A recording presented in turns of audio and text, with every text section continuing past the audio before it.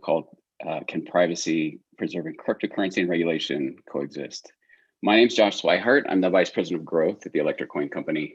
My responsibilities include partnerships with top tier institutions, with folks like Gemini, and related regulatory strategy. Our mission at ECC is to empower everyone with economic freedom. And to further that mission, we built and support Zcash, a privacy preserving cryptocurrency. Gemini's recent support of Zcash shielded withdrawals took a lot of people by surprise, including exchanges and regulators around the world. But why was everybody so surprised? It seems that many have shifted their thinking away from the truth, in my opinion, when the truth is that privacy is necessary for the protection of people, for the protection of businesses, and even for nation states. And this bending of the truth is seemingly ubiquitous by various organizations around the world, which we saw recently with the DOJ's cryptocurrency enforcement framework published last week. We've assembled an incredibly strong panel to talk through policy, regulations, and implication for privacy preserving cryptocurrencies. And I'd like to introduce them. But before I do, we may have a little time at the end to take a couple audience questions. So if you would like to submit a question to the panel, there's a link in YouTube to Slido. It's in the show description. And the event code is privacy panel. It's one word, all lowercase. I'd like to first introduce Yusuf Hussain.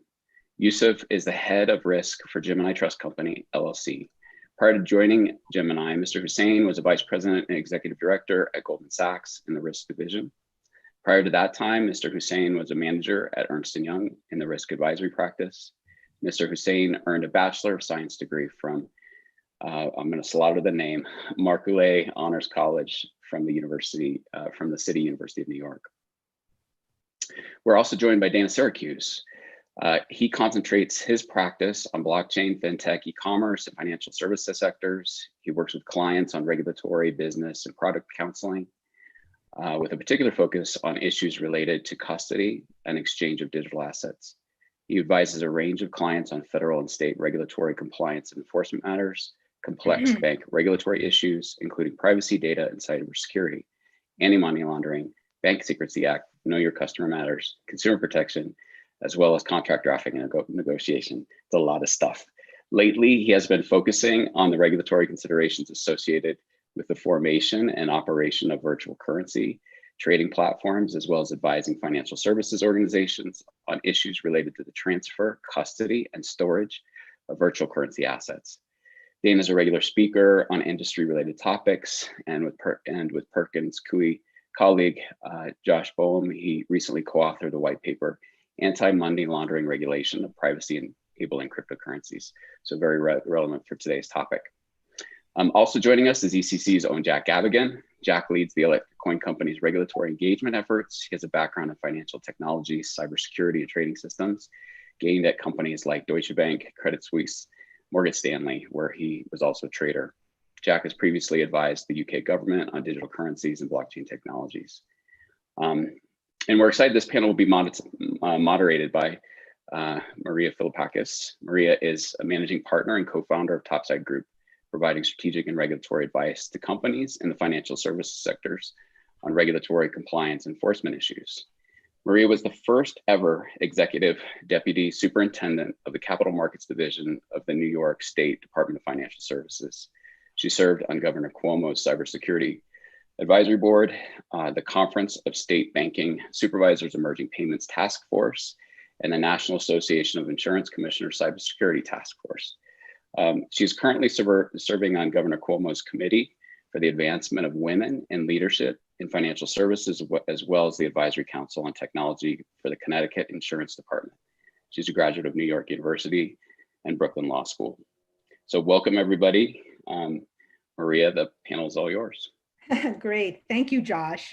So first of all, thank you very much for the opportunity to moderate this panel.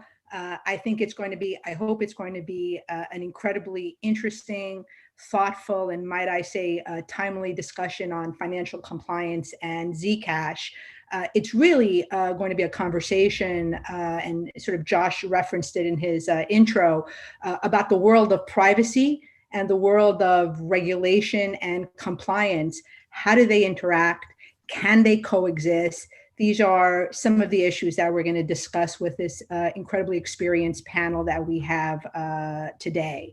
Now, I mentioned a timely discussion, and sort of timely for two reasons, right? One, just a couple of days ago, the AG's Cyber Digital Task Force announced a cryptocurrency enforcement framework. So this panel is going to answer a few questions on that topic.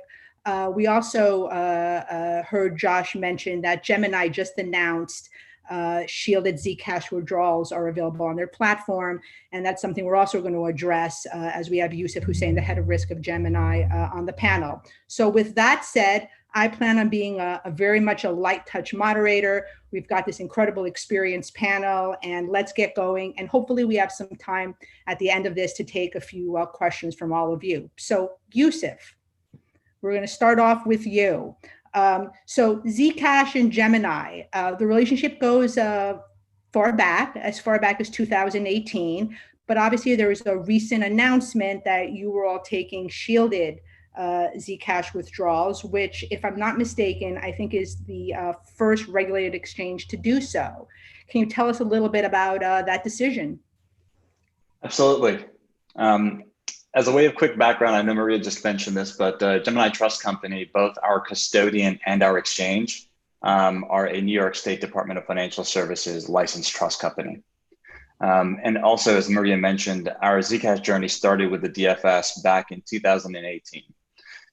Back then, new listings required explicit approval from the DFS, which required us to work very closely with them to address any concerns that they had with privacy coins. No surprise here.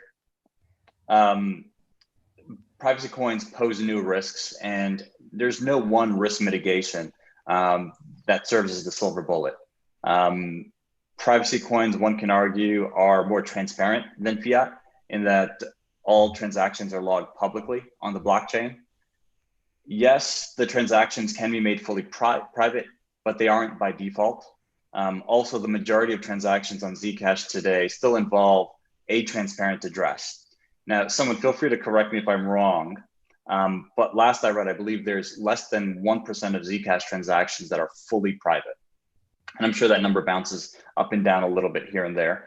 But while you may not have the full visibility of the Zcash transaction details, like with non-privacy coins, it's definitely more transparent than fiat, where no such public ledger exists. Separately with fiat, to fully follow the paper trail, regulatory authorities today subpoena each banking institution that's involved in the transaction flow. Regulatory authorities can continue to avail themselves of that approach with Zcash, given that exchanges are party to the transaction. You could say that fiat is the original privacy coin, but we didn't stop using fiat, right? We adopted appropriate controls to mitigate against the risks. And as mentioned, we need to adapt those controls sensibly to account for the digital nature of privacy coins.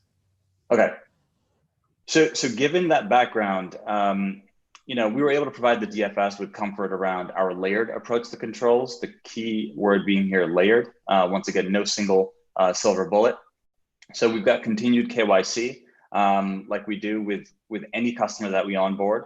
But specific to Zcash, we've got transaction monitoring internally to identify any sort of anomalous customer patterns of Zcash deposits and withdrawals.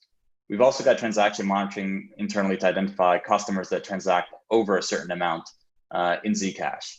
And eventually that all helps pull together a risk score for the customer and perform enhanced due diligence internally where needed. That enhanced due diligence goes into things like source of funds with that customer. So these are the internal controls that the DFS was able to get comfort around to further supplement the unique risks posed by the unique risks posed by a privacy coin. But additionally, our internally implemented controls have recently been further bolstered by newly available external controls. And we'll probably chat about this a little later in the panel, but Zcash had recently made available view keys to allow folks like auditors, regulators the capability to be provided a view key to view transactions that have occurred between parties. Additionally, blockchain analytics vendor Chainalysis has enabled blockchain analytics for public shielding and de-shielding transactions, where the details for one or both of the counterparties are transparent. But yeah, those are the series of controls, internal, external, that we're able to provide the comfort to our regulator to eventually allow for the approval of Zcash, including the shielded withdrawals of Zcash. Great, thank you, Yusuf. So Dana, you recently co-authored a white paper with a colleague of yours at Perkins Coie, and for anyone out there, you should take a look at it. It's on the Perkins Coie website. It's a really sort of thoughtful read. I wanted to sort of follow up on a couple of things that Yusuf said, particularly when it comes to privacy coins and some unique risks and sort of appropriate controls that were implemented to kind of bring comfort, it sounds, both internally to the Gemini folk and also to the regulators. So why don't you tell us a little bit of what the impetus of this white paper was? The sort of main question was, can regulated entities comply with AML obligations, sort of supporting privacy coins? It sounds like the gist of the white paper is yes, they can. So if you can tell me a little bit about the impetus of this white paper, why now, and address some of the points that Yusuf made about potential unique risks involved with privacy coins and the kind of controls and comfort in a regulatory and compliant framework. Absolutely, and it's great to be here to discuss this topic. I think it is of importance now, but I think that, as these types of transactions are as financial transactions increasingly go online utilizing blockchain technologies, I think this technology is going to be of vastly increasing importance. In terms of the white paper, I definitely want to thank my co-authors Josh Boehm and Nick Lundgren, as well as folks that contributed to the process as we went through the drafting.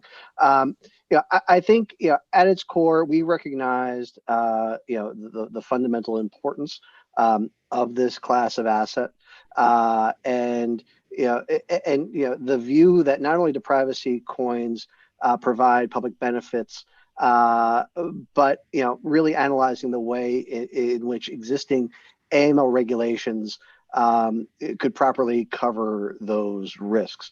This is there are different types of assets that are out there. Each one can come with its own risk, and each one will come with its own kind of tailored regulatory oversight. It was important for us, though, to in this white paper to really analyze, why do privacy coins exist? What is the use case for them? What are the policy goals that can be met with them? What are the types of assets that are out there? And there are various types of technologies, and then look at existing regulation from really the leading regulators out there that are very active in the crypto space. So we looked at what FinCEN would say. We looked at what various banking regulators would say, including the NYDFS, the JFSA, and others. But in terms of why do these coins exist? Well, we live in a data-driven world where there is, we recognize the importance of protecting both individual and commercial financial privacy. That is an overarching goal. These privacy rights, they're not absolute. Governments will generally recognize privacy as an important right and provide substantial privacy-related legal protections to individuals. And likewise, businesses rely on and expect financial privacy, and without maintaining that kind of confidentiality, commercial transactions would be visible to competitors, nefarious actors, who would then be able to step in and analyze, predict, front run, and exploit that information. So if you're dealing with a major financial institution that would like to, transact money on the blockchain, engage in a digital transaction, well, if they're utilizing Bitcoin, that would have a level of transparency associated with that. That would allow potential competitors to come in and exploit that information. Whereas if it is encrypted in the form of a privacy enabling asset, then that would not be seen by the public, though it could still be seen by the regulator, depending on how it gets transacted. In any event, realizing this importance, you have traditional financial institutions that have adopted protections to safeguard their customers' information and funds, and have developed methods for safely engaging in these financial transactions. You have the first generation of decentralized cryptocurrencies. Bitcoin is obviously the most well known, that sought to kind of take people away from society's reliance on these centralized financial parties, intermediaries, by providing a decentralized, low-cost way to transact. What we saw, though, if you're really analyzing this, is that these initial cryptocurrency protocols, they sacrificed a lot of the financial privacy to effectuate these transactions. And as I said, when a Bitcoin transaction occurs, that transaction information becomes public, traceable, and permanently stored. So that kind of led to, these privacy enabling assets. Well, not all privacy enabling assets, or AECs, as some of the regulators and law enforcement refer to them, not all of them are created equal. Broadly speaking, you've got a couple of different categories. You've got privacy by default coins. These would be the Moneros and the Grins of the world, which don't have to go into kind of the technology of it, but they are privacy by default. It would always be a private transaction. Then you have coins like Zcash, which Jack can ably speak to, and Dash and others, that will be privacy as an option, where there will be either a transparent or a shielded state, as we've kind of touched upon. You've got Dash, that has a private send feature that allows users to combine their individual transactions with those of others. You've got technology called CoinJoin, which can be applied to any transparent blockchain like the Bitcoin blockchain.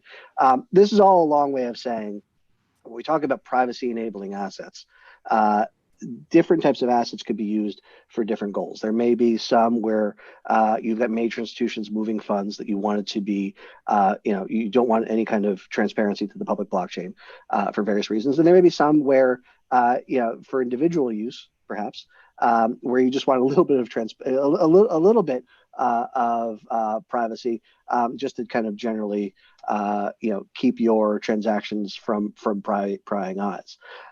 But the white paper essentially, went through after kind of analyzing the different types of assets, went through the regulatory regimes, and the ultimate conclusion was that this class of asset is compatible with existing AML regulations. Yeah.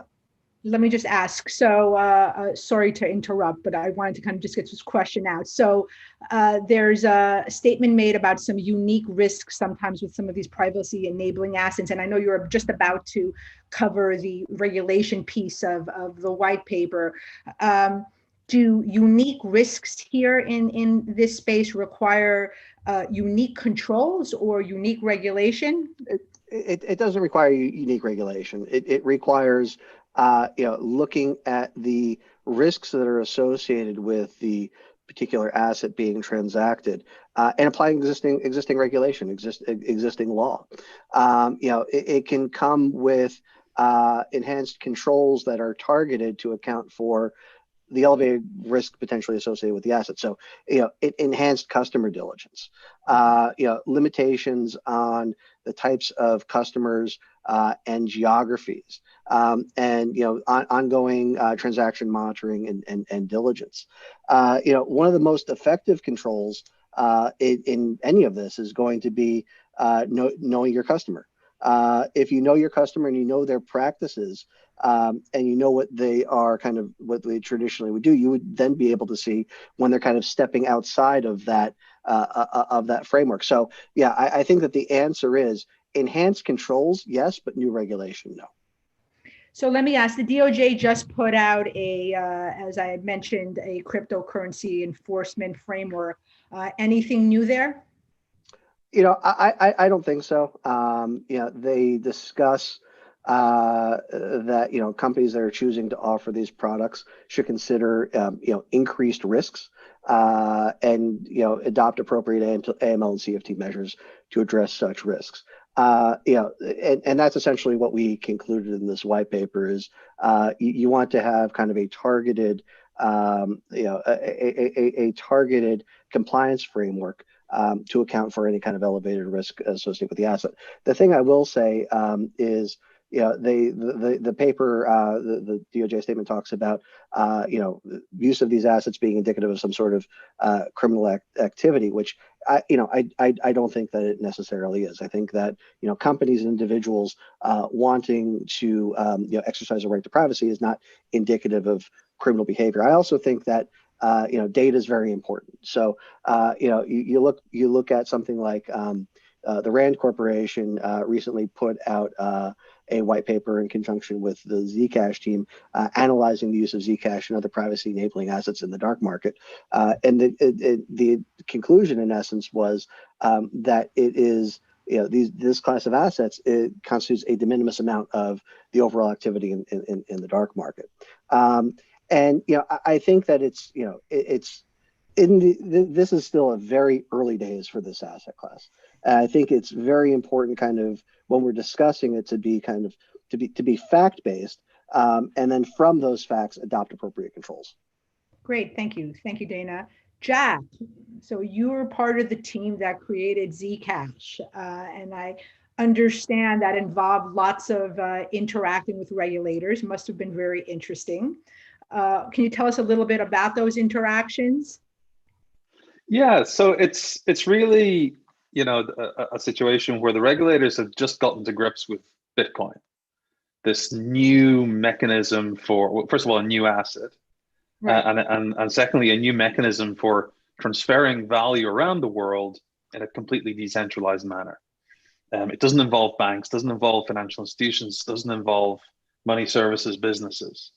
So it doesn't fall into that framework that they're used to working with. So this came along and it popped up on our radar, and they had to get to grips with it and understand it. And along the way, they discovered that as Dana mentioned, on the Bitcoin blockchain, all the transactions are transparent, which means that the source address, the destination address, and the value that's been sent is visible. So that means that you can trace funds back, and if you can link an address to a specific exchange or a personal wallet, then you can see where the funds are flowing. And that's something that the regulators and law enforcement got very comfortable with, this idea that they could trace all these funds. Obviously, that's not great from a privacy perspective, and that's why we created Zcash. So they just gotten to grips with Bitcoin, just gotten comfortable with the idea that these funds are traceable, and then Zcash comes along and kind of upsets that cattle cart. So that a large part of what we've done has been around educating regulators about what Zcash is, how it works, and what the implications are for KYC. So as Dana mentioned, the Department of Justice has used this term anonymity enhanced cryptocurrencies to describe assets like Zcash. But it's kind of a misnomer, because in an environment where KYC is applied, so use Gemini as an example, I've deposited Zcash into Gemini, I've withdrawn Zcash from Gemini. And even though I've done so from a shielded address and withdrawn it to a shielded address in the past couple of weeks, they know who I am. So whilst my activity is private in the sense it's not broadcast to the rest of the world on a public blockchain, Gemini have KYC'd me, they know exactly who I am, they can see what I'm doing in terms of my deposits, my trading activity, my withdrawals. And if they see activity that to them is suspicious or out of character, then they can make a suspicious activity report. And they have all my KYC information, they can let FinCEN know. So it's about, really educating regulators, policymakers, and legislators now about what the context is for privacy in relation to cryptocurrencies, what the implications are for the regulation and prevention of money laundering, terrorist financing, what the different risks are. You know, the risk that you may not be able to trace funds back through the blockchain to their source, depending on whether the customer has opted to use the privacy function or not. And then really just making sure that, you know, we make ourselves available as a resource if they have questions. And you know, we've talked with a lot of regulators and people in this space, you know, FinCEN, NYDFS, the FCA in the UK. And what we found is that the regulators and policymakers, where they exhibit curiosity and a willingness to learn, understand both the technology and the implications for regulation, we end up with a more balanced and better result, like we see in New York, you know, like we see with FinCEN's approach to this whole thing, and indeed in the UK as well. So I think, you know, there's we as the creators of this technology have a responsibility to engage with and educate, you know, policymakers and regulators, and they also have a responsibility to learn about this new technology so they can make sure that they regulate it effectively without stifling innovation. So let me ask Jack, from all your discussions and interactions with regulators, what do you think is some of the biggest misconception out there, let's say about these assets, or as you were having the conversations, what do you think surprised regulators the most? I think there's two key misconceptions that we've seen time and time again. The first one is the idea that the privacy that Zcash provides, or indeed other privacy enabling cryptocurrencies like Monero, could prevent an exchange or a money services business from fulfilling its regulatory obligations. Right. You know, and what we do is we explain to them, look, it's just like cash. If I walk into a bank and I deposit cash, then they KYC me to understand, you know, what account it's going into. If I withdraw cash, they know who's withdrawing it. They don't know necessarily what happens to it then. I could, you know, use it to buy a book or a coffee, or I could use it for nefarious purposes. But it doesn't prevent the bank from fulfilling their obligations. Then the other huge misconception, we've really had to start figuring out ways of conducting research to stamp down this one, is the perception or the belief that privacy preserving assets are being used by criminals. So we've seen this time and time again. We've seen law enforcement talk about the growing use of things like Zcash and Monero. We've seen, you know, the DOJ just this past week have come out, you know, stating that they perceive the use of such assets as indicator of criminal activity. Now, we're obviously deep in this sector. We live this day to day. It's our day job, and we just weren't seeing, you know, any evidence to support this suggestion. We were constantly hearing that Bitcoin is by far the most popular asset on the dark web. Over 95% of law enforcement investigations involve Bitcoin, etc. And we were seeing data being leaked from dark markets, which, you know, backed up that anecdotal evidence and showing that, you know, all privacy coins together were constituting tiny, you know, barely 1% of transactions on the dark market. So we reached out to the Rand Corporation, a well-respected think tank that does a lot of work for the U.S. government and national security matters, and we sponsored some research by them to look at the extent to which Zcash is used for illicit purposes. And the reason we did that is because we could, you know, say this until, you know, the cows came home, but, you know, we were probably going to be perceived as being biased. So we thought we'll engage an organization like Rand. They are above, you know, suspicion in terms of, you know, the idea that they might be influenced by us.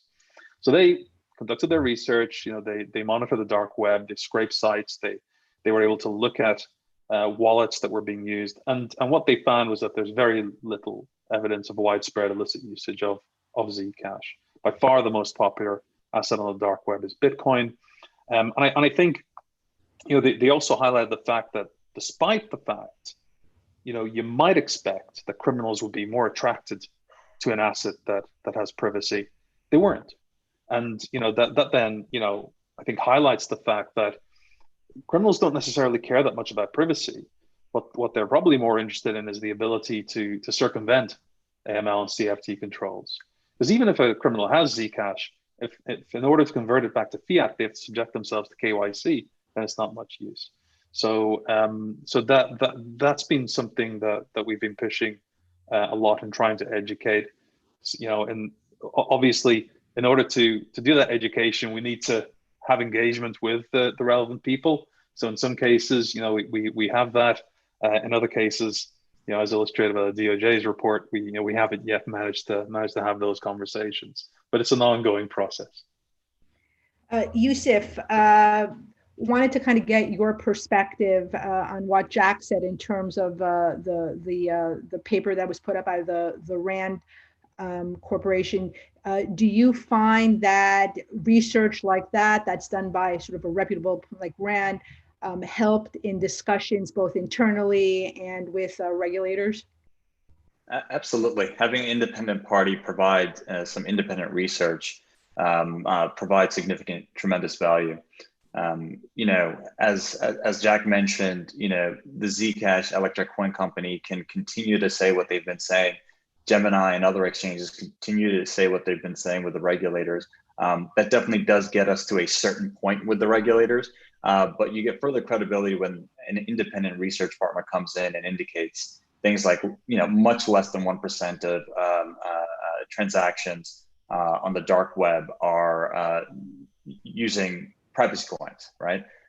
These are the sorts of tidbits of independent information, facts that help inform not only our internal approach, like, is this a privacy coin worth listing? Is this a privacy coin working with? Do they have the right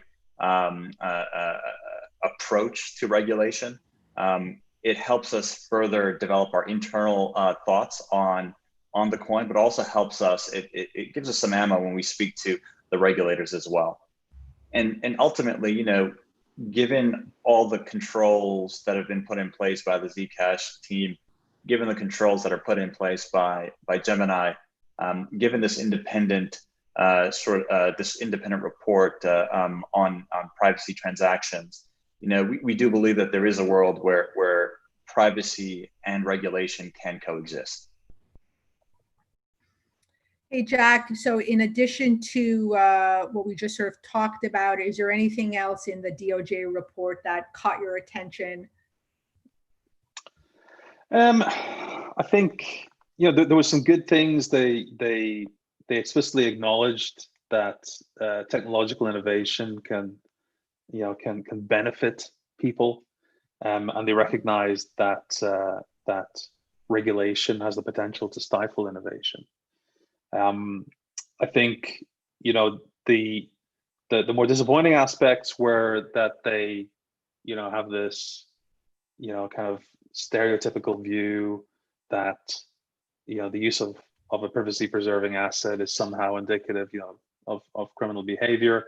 I think that's, if we go back to the 90s, there was a lot of skepticism on the part of the US government at the time about the wisdom of allowing widespread use of encryption. And now we all use encryption, for accessing our banking services, for accessing online government services. I think that when new technology emerges, it's very easy to immediately focus on the negative or criminal or illicit uses of it. And obviously, if you're a Department of Justice, if you're a law enforcement official, that's the world you live in, and that's all you see. Whereas, with encryption in general, with cryptocurrency in general, there are these massive potential benefits, that we have, yet to explore in any meaningful way, shape, or form. But, we believe that a core part of realizing those benefits is permitting people to preserve the privacy of their personal financial information. And this is something that Congress has recognized in various pieces of legislation, and it's protected by various laws, both in the US and around the world. So I think, I'd like to see the DOJ adopt a more balanced approach there.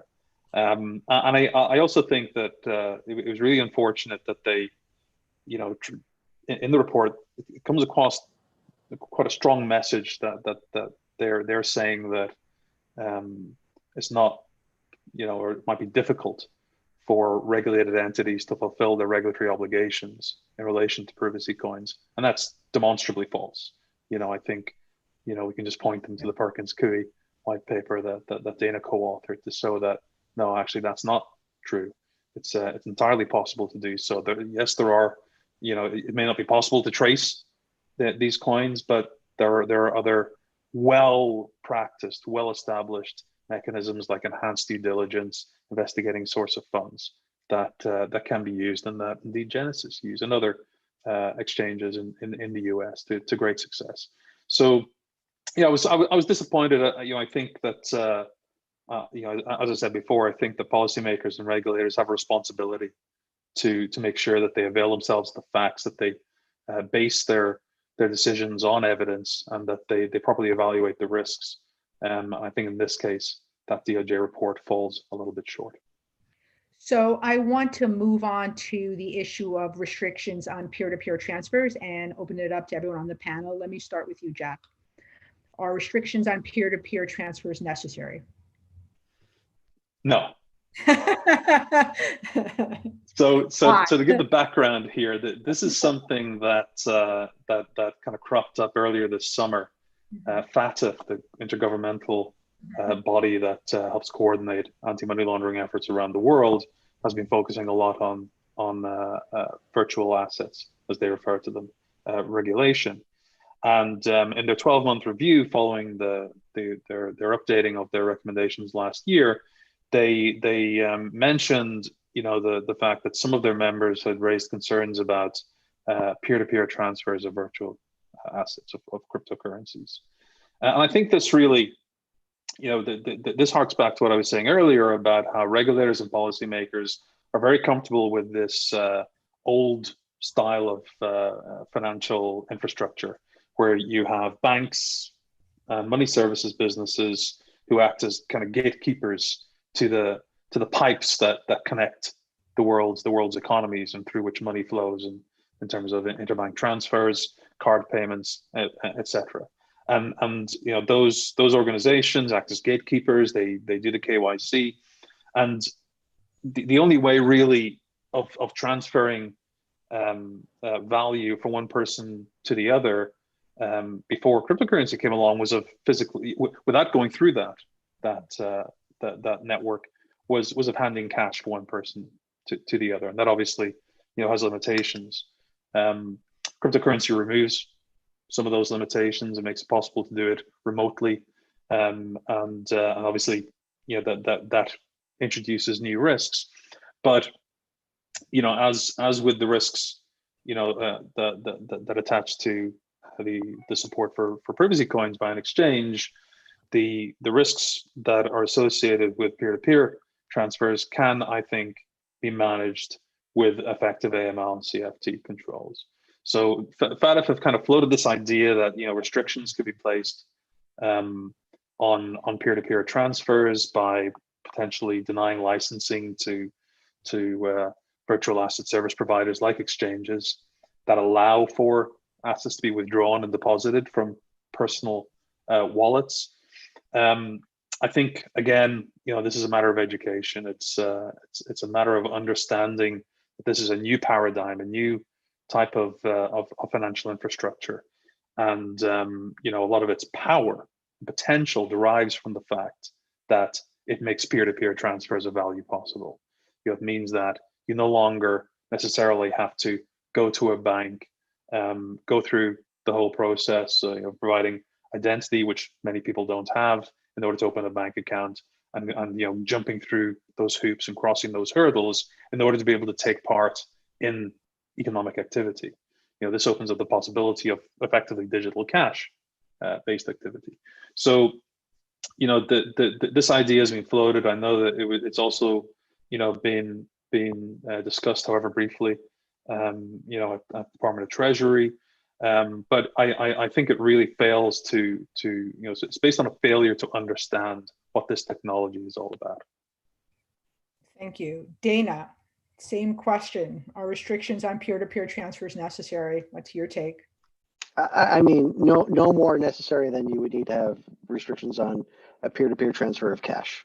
I think that peer-to-peer transfers of digital assets can and will continue to exist side by side with transfers that go through regulated financial intermediaries. I think that if you have a peer-to-peer transfer, well, that peer-to-peer transfer is still subject to OFAC. It's still subject to the same laws that would apply to a transfer of cash. And I think that if you started putting controls on it, you would also need to put controls on cash. I think that it would also kind of diminish the promise of blockchain-based transfers of value. I think that there has been kind of, through the various types of blockchain forensics tools, there is now kind of this increasing expectation among regulators and law enforcement that that the Bitcoin transactions will be traced, right? That you have these tools in place. Well, those tools didn't always exist. And that was why you had FinCEN, issue their guidance requiring exchanges and custodians to register as MSBs, right? So you'll have, as I said, side by side, peer-to-peer transfers existing side by side with transactions through regulated financial intermediaries. I just want to react to one thing that Jack said about stifling innovation. I think when we talk about these types of assets, it's actually bigger than that. Law enforcement and regulators, banking regulators, they have a job, and it's incumbent upon industry to work with them to make sure that they understand understand the asset class, understand the technology, and apply appropriate regulation. And you see kind of thoughtful regulators like NYDFS acting and I think doing a fantastic job. But it's bigger than stifling innovation in that this really goes to a fundamental right to privacy that I think is bigger than the application of like an NFT or some other blockchain based asset. Yusuf, you can't hide. Yeah, no, I echo everything that Jack and Dana had mentioned, and as I mentioned before as well, peer-to-peer transactions of fiat haven't been restricted, right? Everything that Dana and Jack also mentioned, meaning like I could pay for coffee using fiat, right? That's peer-to-peer. I could borrow money from Maria to pay for that coffee or lunch, right? And then I'll eventually pay you back, Maria. But fiat peer-to-peer for fiat, rather than restricting it, we've adopted the appropriate sensible controls at the gateways, being the banks. So I believe over time with the regulators, we continue to educate them. We can identify a layered approach of mitigating controls to gain comfort over peer-to-peer transactions. With regards to FATF specifically, a phased approach for the travel rule, focusing on vast-to-vast transaction is a good way to make incremental progress. But you can't go from 0 to 100 immediately, right? You can't say, we're either going to restrict or we're going to enable travel rule compliance with every single address that's out there. So my recommendation, my thought process is it'll continue to be phased, and we'll continue to work with regulators to get to an amenable set of controls that need to be implemented. So listen, at this time, I just want to ask one final question of each of you, and then make sure that we have enough time for, I think, some good questions that are coming in from the audience. So the question, how do you see regulation in this space evolving over time, right? And sort of keep in mind the kind of more broader question that we started with, which is, can privacy and financial regulation exist? So how do you see this evolving over time? Yusuf, why don't we start with you and we'll go backwards, you, Jack, and then Dana. Sure, absolutely. I know early days, very few regulators that were engaged in crypto. The DFS worked very closely with us to help us get our trust license and continue to work with us to approve additional products, including Zcash. And what we're seeing now here is surprisingly, even before the pandemic, but even more so during the pandemic, the efficiencies of blockchain crypto have been brought to light. You've got folks on the Hill that are discussing blockchain or crypto to as ways to remit stimulus checks, for example, discussing central banking digital currencies. As a result, people are seeing the promise of crypto. With that, you're also seeing a number of different regulators get even more involved. You've got over the last couple of years, the OCC, the CFTC Labs, CFTC had created CFTC Labs to focus on digital innovation, including crypto. You've got SEC FinHub doing the same thing, creating these innovation centers. And then additionally, you've got the OCC putting forth the FinTech Charter once again. You've got the CFTC that's got a bill proposed for regulating spot crypto exchange, spot commodity crypto exchanges. And then you've got the Conference of State Bank Supervisors that are looking to streamline the MTL licensing and examination process. So you're seeing a number of different regulators continue to make progress, continue to see the value of crypto, and definitely a lot more activity. We're hoping for more regulatory clarity as well. Dana? Yeah, I echo that. I think you're going to see more regulators stepping into the space. You know, I applaud NYDFS. NYDFS has been at this since the beginning. They have an entire division that's dedicated, you know, to these issues, and I think that they're really at the vanguard of the approval of new products. And you know, that comes with knowledge and education, right? That comes with having seen multiple business model types of models, multiple types of assets, and not saying yes, but asking the right questions, and you know, and then you know, making folks put in appropriate controls. You know, similarly, right now we have the OCC. OCC just issued 2 different interpretive letters. You know, one on the ability affirming the ability of OCC chartered banks, their ability to custody digital assets, and also to engage in one-for-one backed stablecoins. You have South Dakota with their trust regime. You've got Washington State with their trust regime, and you have various other jurisdictions. I think, as Yusuf highlighted, are really kind of understanding the promise of all of this. Are looking at their existing laws and trying to find ways to apply their existing laws to the new technology, and I think really kind of incorporate these products more and more into the traditional world of banking. So I think you're going to see more of that. Okay, thank you, Jack. I think and I hope that there's going to be a greater acknowledgement and recognition and discussion and debate around privacy in the coming years. And I don't think it's going to be, you know, initially focused on cryptocurrency, but I think that it will then involve cryptocurrency.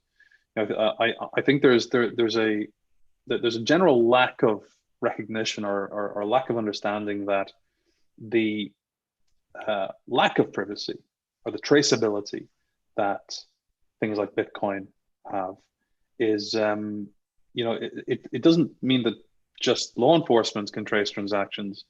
Anybody, you know, from a guy sat at home, you know, with his computer and a little bit of data mining software through to foreign intelligence services can analyze this blockchain data and begin to construct, you know, what we call transaction graphs, seeing who's transacting with who, you know, attaching names and identities to addresses, and then being able to profile those people.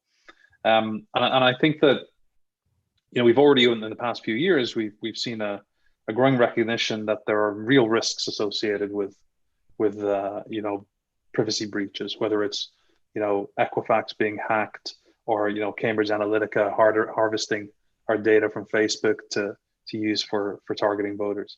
So I think I hope that, you know, part of that debate and discussion will include the whole cryptocurrency space, and we'll start looking at, and even Jerome Powell, the chairman of the Federal Reserve, said earlier this year in testimony in front of the House Financial Services Committee that the idea of having a ledger where everybody's transaction was public and visible was probably not very useful, for the United States, and he was comparing the US to China in that context. So I think there's going to be a greater, recognition that actually, privacy is necessary to protect, consumers, to protect, our democracy, and hopefully we'll end up in a good space where we're able to apply the right level of controls and AML, regime to protect against those illicit uses, whilst allowing people to benefit from the privacy that coins like Zcash brings.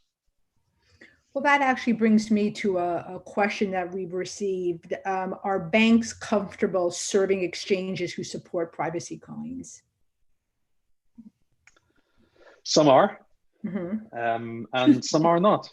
Right. So, in the early days of Bitcoin, there was what we used to refer to as derisking, where a banks would refuse to touch anything to do with Bitcoin or even just blockchain technology. And then there was a kind of renaissance where the banks realized that this blockchain technology was really useful, and they all embraced it. So I think we kind of got over that hump.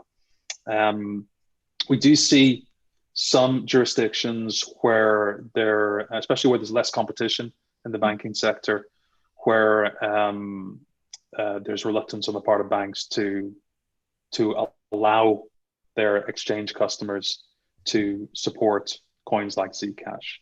And I sometimes refer to that as the kind of de facto shadow regulation. You have your de jure regulation where the rules are written, the laws are passed, and they make it very clear. And then you have your kind of de facto regulation where there's a regulator who doesn't have a rule against privacy coins, but kind of hints very strongly to an exchange that they don't want to see an application for a privacy coin to be listed, or indeed, an organization like banks, without whom exchanges cannot operate, because otherwise they can't facilitate fiat transactions. So part of my job is just as we educate the regulators, we also seek to educate any banks that we learn about who have concerns or reservations about allowing their customers to support or list Zcash. Yeah, yeah, go for it, Dana. Yeah, I agree with all of that. I mean, I think you have banks that almost act as like a mini regulator, where they will onboard a customer and they will look at kind of what is your business model, and what types of assets are you custodying? Do you have appropriate controls in place to do so? But I think as with a lot of this, for the banks and the banks that are involved, the victors are going to be the ones that really bother to understand the technology and work with industry. I mean, you've got banks like Silvergate Bank, leading bank in the space, that has kind of taken the knowledge from acting as a fiat custodian early on, and is now offering their own type of blockchain based services like the Send network. So I think that you're going to see you're going to see a lot of that, and the ones that really they know what they're doing, they know what types of controls they want to see in place, and therefore will be willing to work with those companies. So look, the banks themselves, right, are obviously regulated entities, right? So they've got someone, right, that they're accountable to. And so when they need to make, their regulators actually feel comfortable in the space, right? What are the discussions that you're having to kind of bring them that comfort, so that when they are addressing their regulator, they know how to kind of sort of relay some of the concerns and the controls that you're talking about to bring them that extra. Yeah, I mean, it's really kind of what is your what's your diligence process like when you are going out looking for customers? What types of questions are you asking at that level? When you're onboarding a customer, are you asking appropriate questions about their regulatory regime, about kind of any issues that they've had with their prudential regulator? Are you asking to look at policies? Are you looking at kind of are actually like laying your hands on papers and reviewing them? And then what types of ongoing diligence are you engaged in? And do you have a process if there is an issue for getting a customer off of the platform? And also, what types of board level oversight occurs? All of these things I think go into a good risk management framework for a bank that wants to bank this industry. Essentially everything we've discussed on today's call, right? Same conversations we're having with the regulators, we're having with the banks. Yeah. Is there any, Yusuf, is there any regulatory reason that Gemini can't add shielded addresses on the exchange? So we're taking a phased approach, right? There's continual education with the regulators, with banking partners, with any sort of counterparties, with new technologies. The same thing that we went through with Bitcoin and essentially any other innovation in recent past. Could we go from 0 to 100? Yeah, we can go ahead and give that a try. But we won't be able to educate the regulators along the path. First crawl, walk, then run. Yeah, that's essentially it. It's a phased approach. Great, thank you. Well, I think we are approaching the hour. So I want to sort of thank everyone and turn it over to Josh at this point for what I think was an incredibly educational and thoughtful discussion on the world of sort of privacy assets and financial regulation. Thank you. Thank you, Maria. Thank you, panelists. You guys were terrific. I think it was an incredibly informative panel, and I think this is going to be shared widely. So good set of information. Thanks for everybody for coming in and watching, and for the great questions. We'll see you soon. See you soon. Thank you all. Thank you. Bye.